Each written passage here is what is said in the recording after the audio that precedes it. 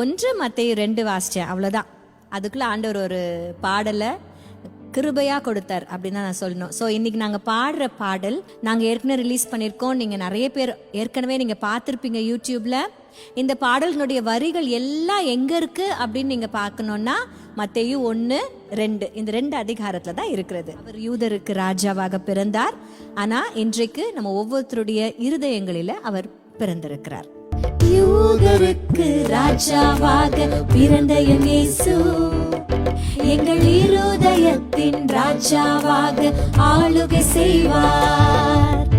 நாசரேத்து ஊரில் வாசம் செய்த இயேசு இன்று எங்கள் உள்ளத்திலும் வாசம் செய்திடுவாரே.